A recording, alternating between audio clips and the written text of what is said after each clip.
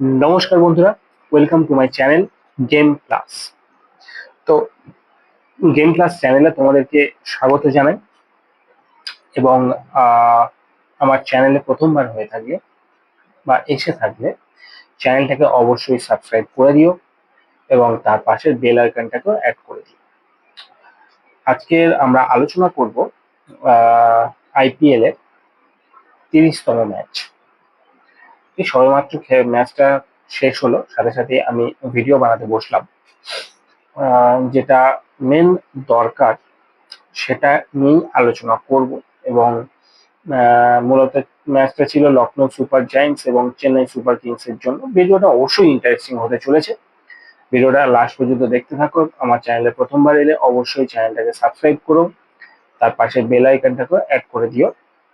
এরকম নিউজ আগে পেতে বা দেখতে অবশ্যই চ্যানেলটাকে সাবস্ক্রাইব করো।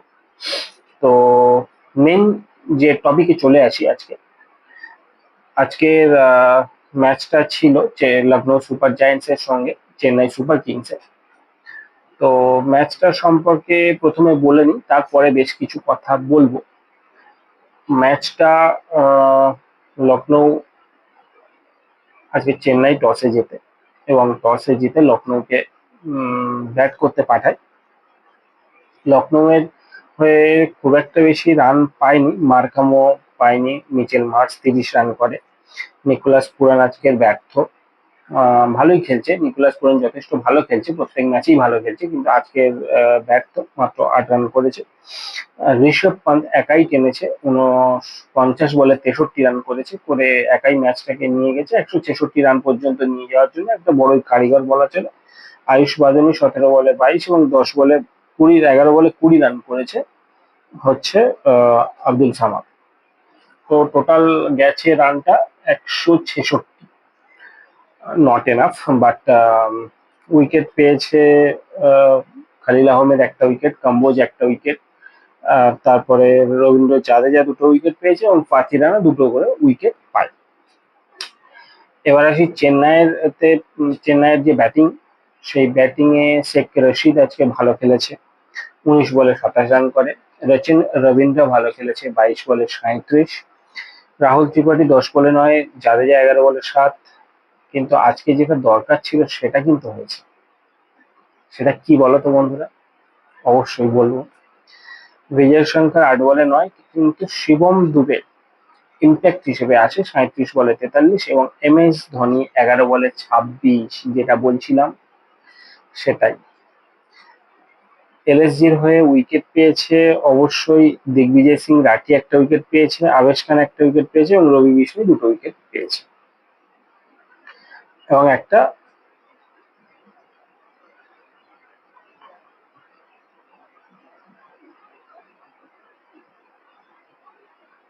উইকেট পায়। তো এবার বলি চেন্নাই সুপার কিংস এর জন্য মেনলি তারা ম্যাচটা জিতে গেছে। 19 ওভার 3 বলে তারা ম্যাচটা ফিনিশ করে। তারা এম এস ধোনির আজকের একটা বেশ ভালো ইনিংস দেখলাম। প্রত্যেকদিনই কম করে হলেও বেশ ভালোই ইনিংস খেলছে সেই রকম ধোনি। ফিনিশার ধোনির ছন্দে অবশ্যই আছে, যেটা আমরা দেখতে সচরাচর পছন্দ করি, এবং ধোনি যখন মাঠে নামে তখন তো অবশ্যই বলা চলে সাউন্ডও বেড়ে যায়, মানুষের মধ্যে একটা উত্তেজনা বেড়ে যায় এবং সেই উত্তেজনাকে বাড়িয়ে আজকে যথেষ্ট ভালো খেলেছেন এম এস ধোনি। এবং চেন্নাইয়ের ক্ষেত্রে অবশ্যই বলবো এই জিতটা দরকার ছিল। কেন দরকার ছিল? 6টা ম্যাচ পরপর খেলেছে, মাত্র একটা জিতেছে, পয়েন্টস টেবিলের সবাই শেষে 10 নম্বর স্থানে অবস্থান করছিল। হয়তো আজকে জিতলেও হয়তো 10 নম্বর স্থানে বা 9 নম্বর স্থানেই উঠবে, কিন্তু তাও কিছুটা হলেও মনোবল ফিরবে। কারণ টপ অর্ডার কেউ ব্যাটসম্যান ভালোভাবে রান করতে পারছিল না। আজকে যেটা হয়েছে, ফিনিশের দিকে এসে শিবম দুবে খেলতে পারছিল না, জাদেজা খেলতে পারছিল না, যেটা আজকের কিছুটা হলেও হয়েছে। শিবম দুবে তো আজকে ভালোই খেলেছে, ফিনিশিং রোলটা প্লে করেছে আজকে এবং পাতিরানা উইকেট পেয়েছে। তো ওভারঅল এবং ধোনি লাস্টে এসে এবং এক হাতে যে ছয়টা, তোমরা দেখলে কিনা জানি না, আমি দেখলাম এক হাতে স্লাইড করে যে ছয়টা মারলো, সম্ভবত আভেশ খানের বলে, এক হাতে স্লাইড করে যে ছয়টা মারলো, সত্যি অসাধারণ। এটা সেই ধোনির পক্ষেই সম্ভব এবং সেই পুরনো ধোনিকেই যেন দেখছিলাম। সেই অ্যাগ্রেসিভ ব্যাটিং, সেই অ্যাগ্রেসিভ মনোভাব, দারুণ। আজকের ধোনির খেলাটা দেখে সত্যি খুব ভালো লাগলো এবং ট্রোল হচ্ছিল অবশ্যই, MS ধোনি যথেষ্ট ট্রোল হচ্ছিল, তবে আজকের পর থেকে আর কেউ হয়তো ট্রোলিং করতে সাহস পাবে না, কারণ পুরোনো ছন্দে ফিরে এসছে। অবশ্য চেন্নাই পুরো টিমটাও হয়তো পুরোনো ছন্দে ফিরে আসার চেষ্টা করছে। তো আহ ফিরে আসুক, অবশ্যই চাই ফিরে আসুক, কারণ চেন্নাই টিমকে আমরা সচরাচর এইভাবে দেখি না। আমরা চেন্নাই টিমকে যেভাবে দেখে অভ্যস্ত সেটা হচ্ছে টপ 4-5 এর মধ্যেই থাকে, কিন্তু এবছর ব্যতিক্রম। চেন্নাই টিম চেন্নাই টিম অবশ্যই রয়েছে কত নম্বরে? 10 নম্বরে, যেটা ভাবা, আমি আগের ভিডিওতেও তোমাদেরকে বলেছিলাম যে এটা অস্বাভাবিক ব্যাপার চলছে। তো সেই জন্য একটা জিত তো অবশ্যই দরকার ছিল, এই জিতটা এসে গেছে। এবার দেখা যাক আস্তে আস্তে চেন্নাই কতটা উঠতে পারে। তো এ গেল আজকেকার ঘটনা। একটা জিনিস দেখতে পাচ্ছি সোশ্যাল মিডিয়াতে অবশ্যই ভাইরাল হচ্ছে, এর সাথে সাথে PSL চলছে। হ্যাঁ, PSL চলছে এবং IPL চলছে। PSL সবে 4-5টা ম্যাচ চলছে, অর্থাৎ সবেমাত্র শুরু হয়েছে, যেখানে IPL 30টা ম্যাচ চলছে, অর্থাৎ অনেকদিন ধরেই শুরু হয়ে গেছে, আগে থেকেই শুরু হয়ে গেছে। IPL এবং PSL পরপর দুটো চলছে। এরা বলছে IPL সেরা, ওরা বলছে PSL সেরা। IPL স্টার্ট হয়েছে 2008, PSL কিন্তু অনেক পরেই স্টার্ট হয়েছে। আমি বলে দিচ্ছি কবে থেকে স্টার্ট হয়েছে।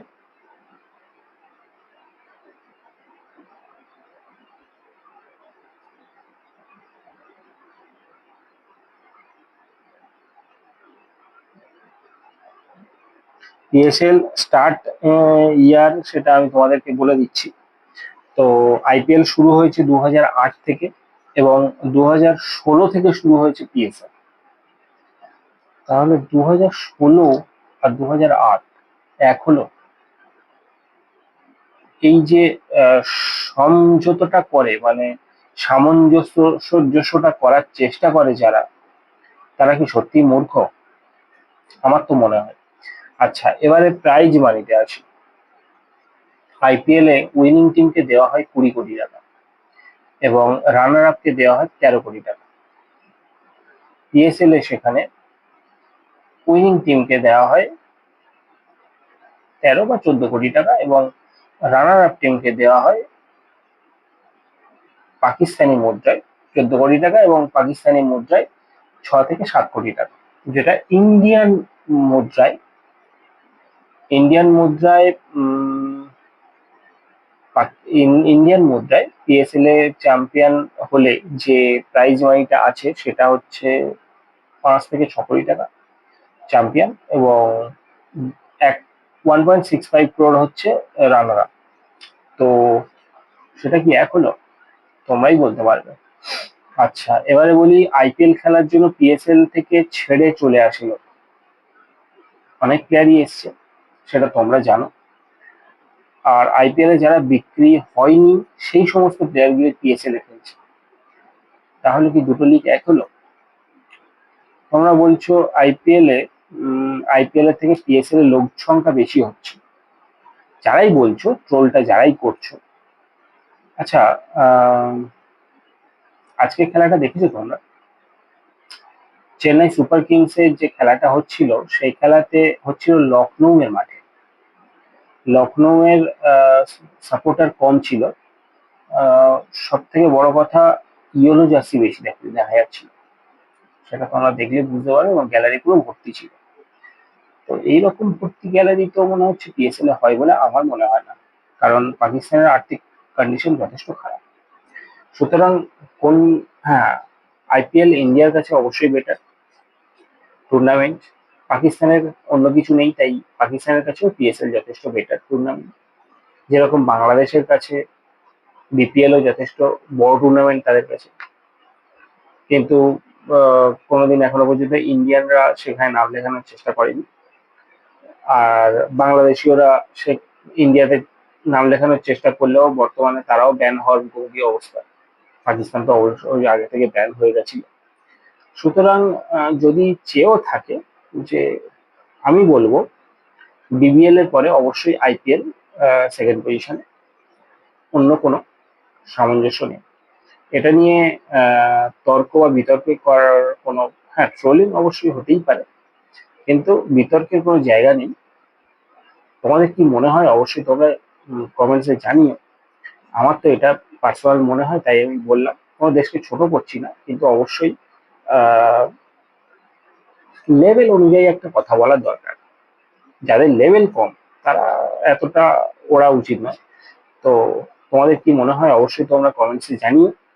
ভিডিওটি যদি ভালো লেগে থাকে তাহলে অবশ্যই লাইক করো, কমেন্ট করো, সাবস্ক্রাইব করো, পাশে থাকো, এবং তোমাদের কাছে অবশ্যই এটা পাশে থাকার অনুরোধ জানাই। তো চলো আজকে ভিডিওটা এ পর্যন্তই। টাটা।